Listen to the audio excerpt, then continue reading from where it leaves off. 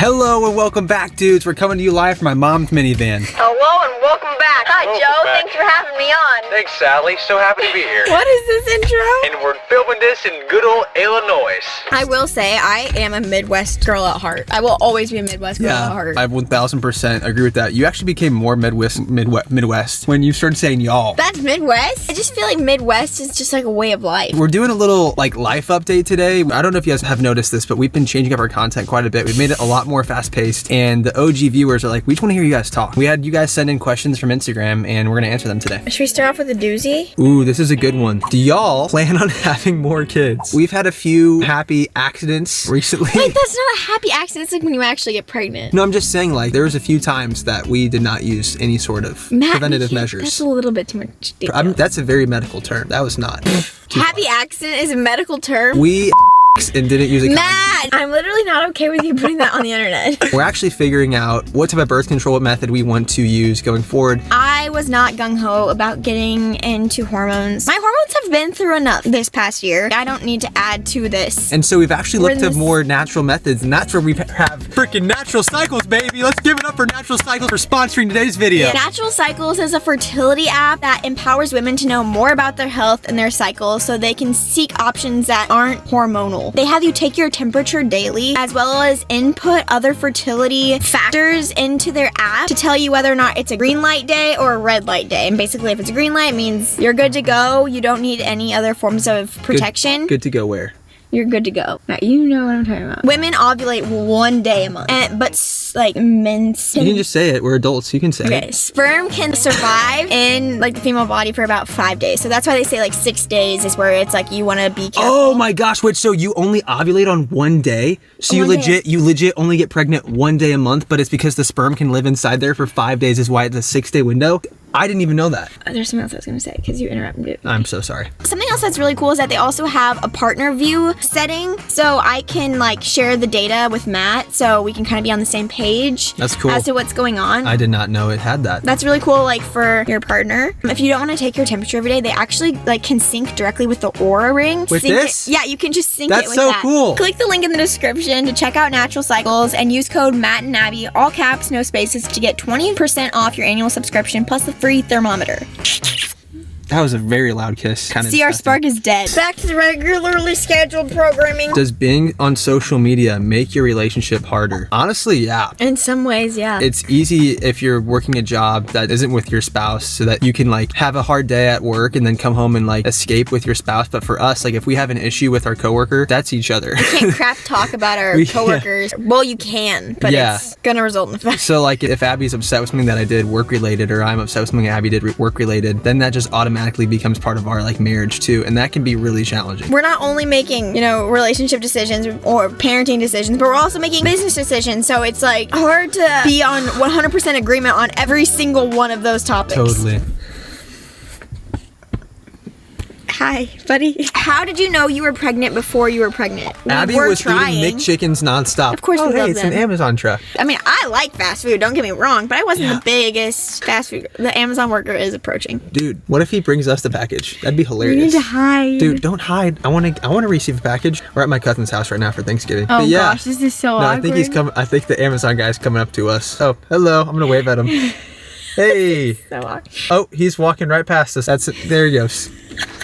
Do you openly breastfeed in public? Yes, I have a 1-month-old no. and I'm so scared to, but want to. Abby has major FOMO, so she wants to be around people as much as possible, but she will try to like step aside in certain situations, especially if she needs to use her haka, where you can't really like discreetly use a haka in public. No one needs to see. Abby's full nipples out at that point. Women who use a haka, you know that nobody else needs to see. I think it's crazy that like we in our country make it illegal for women to be topless, because it's like if dudes can be shirtless, I love being shirtless. It's like, why can't women be shirtless? However, culturally, I don't want people seeing Abby topless. I guess women can openly breastfeed in public. It's just some people are weird about it. You know what I'm saying? Well, yeah, I saw this TikTok where this guy was getting mad at this woman for breastfeeding in her car, which I do that all the time. Which is so crazy. For privacy. This one says, would you ever consider starting a podcast? We hate talking, honestly. Yeah, we don't like to talk at all. We would probably never do that. A bad idea. Terrible idea. Do not like to Would talk. not want to ever do a podcast. You have nothing to say. When are you guys getting Griffin a dog? That's right. When When are we getting Griffin a dog? When your parents move to Arizona, we will have dog babysitters, and then we can get one. Because we travel too much that we'd be the worst dog parents. Yeah, we want to wait till we can be good dog parents. Yeah, so once we have more family move out, then we'll have dog sitters in town that can watch our dog. We're really making all that moving out there. Since, do you ever want to kill your partner? Oh my lord. When people kill their spouse, I'm like, why don't you just get a divorce? If you hate each other that much, maybe just part ways. I think that Murdering if I were to somebody. kill that, I would definitely push you off when we're hiking. Dude. And then or if I poison you, I could just feed you to hogs. Why have you even thought about this? Because that's the way you can get away with it. Who does Griffin look more like? Definitely Abby. We have baby pictures of Abby's younger brother, Blake. Griffin looks just like Blake, like identical to Blake. It's actually freaky. You don't look anything like what you did as a baby. There's a lot of changes that go on, so it'll be interesting. I hope that Griffin's like a hybrid of us, but who knows, maybe he'll just look like Abby forever. Weirdest fear/phobia? I don't worry very much. Luckily, you worry more than me, and I think we balance each other out in that way. Do you think I'm like a big warrior? You're not a big worrier, but you definitely worry more than me. I don't know if we ever told people this, but we actually thought that Griffin had this rare genetic disorder. He doesn't have it, and we wouldn't be talking about it if he did. I just don't want to be talking about my son's health online very much. We found out right when Griffin was born that he may have this thing called VLCAD. And what VLCAD is it's this genetic disorder where essentially if you are someone with VLCAD, you just have to eat often because your body is not able to use energy from your fat stores. Yeah, and if you don't, then basically your blood sugar levels could get drastically low, and it can be very dangerous. And so essentially what we had to do is, because the doctors didn't know if Griffin had VLCAD, we got him genetically tested. We had to wait 4 weeks for this test to come back, and during that 4-week time period, we had to wake him up every 3 to 4 hours in the night to feed him. Before you give parents advice, just understand that you do not know the full picture. So I was getting all these DMs that were like, why are you waking your baby up to feed him? Do not wake your baby up to feed him. There could be a number of reasons that parent is choosing to do whatever they're choosing to do that you don't think is right. Yeah. So you need to pause and ask yourself, is this advice unsolicited? I don't even know how we got on that It was topic. weirdest fears and phobias. Wow. I have a phobia of possums. Did you lose a spark between you and Matt when you had the baby?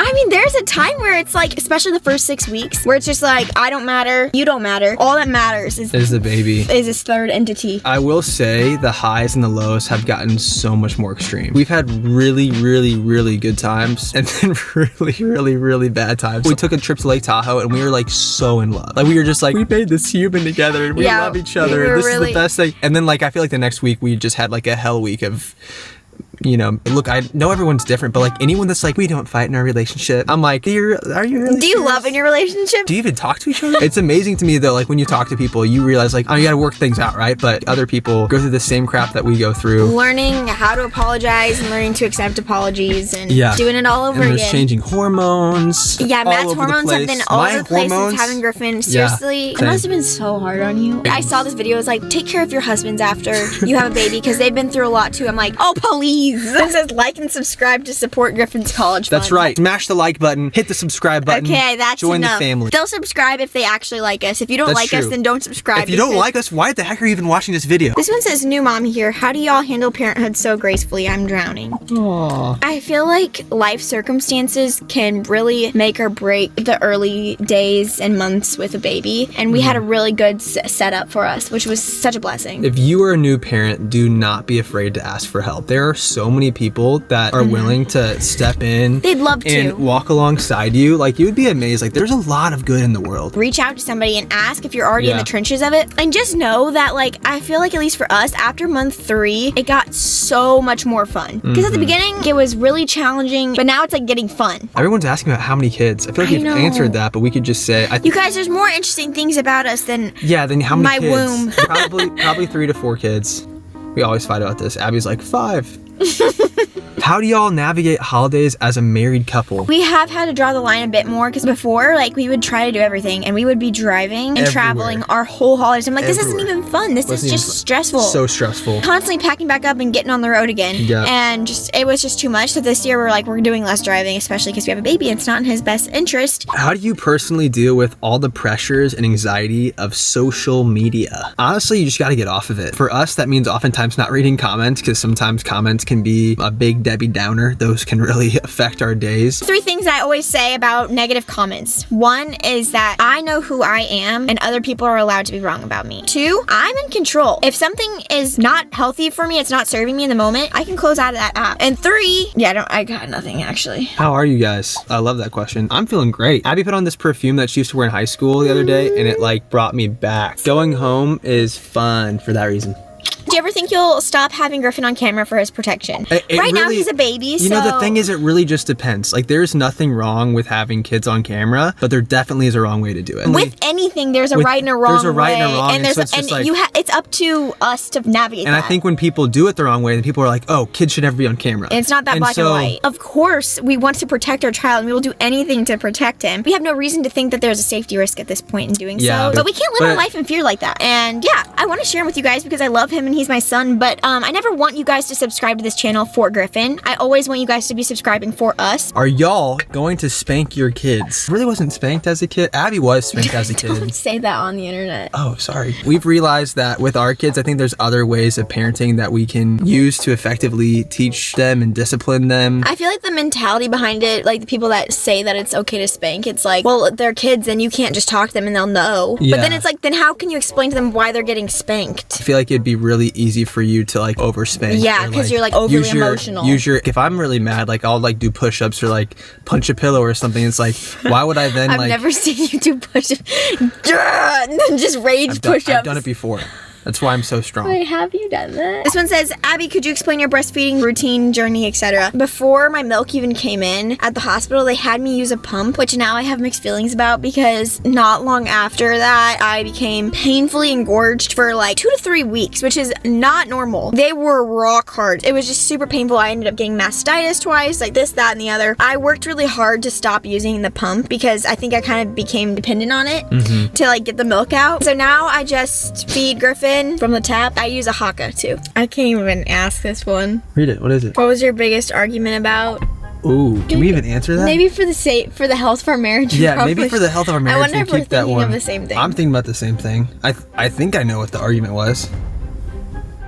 Yep. Yeah, that's even something that our closest friends don't even know about. Yeah, so probably shouldn't mention that one on the internet. For the health of our marriage. For the health of our marriage. Is it crazy to think it's been a year since you surprised your fam with your pregnancy? No, we're literally at the exact location where we surprised them. Life moves so fast. Recently, I've been learning that I need to enjoy the journey of life more so than a destination. Because we've lived life really fast recently. We've always been looking forward to the next thing. Like, so excited for the next thing coming, which it's fun. It's okay to look forward to things in life. But when you live that way, it's just like... life will just pass passing you by. I cannot believe we walked into Thanksgiving today with our baby. I know you have feelings, but you don't show them a lot. The other day, you were teary, and he was talking about how when he puts Griffin to bed every night, how you like try to soak in that moment because every night he looks a little different, he looks a little older. The days go fast. They're so fast. I feel like if we could pinpoint a time at the end of our life where we'd be like, those were the good old days, like they would be right now. Even looking into college, when like in college, I was like, man, I can't wait to, get a job where I can make, decent money. And like we were broke living in low income housing. And I'm like, man, I just could not wait for the next thing. But looking back, I'm like, those were the days. You tearing up? I just wish that like we could pause everything. Yeah. Me too, honestly. Yeah, but we can't. So we just gotta enjoy it. It's freaking crazy. And cherish it. And keep our head on our shoulders and know what's important always. Yeah. What's really doesn't matter. Yeah, like actually spending time on the things that actually matter. Yeah. Rather than wasting time. Because like now I think it's like I'm realizing how valuable time is and you can never get that time back. No. It's the one thing you can't buy. Yeah. I mean, it's the one commodity that like nobody has any control over. Pretty much, yeah. Yeah.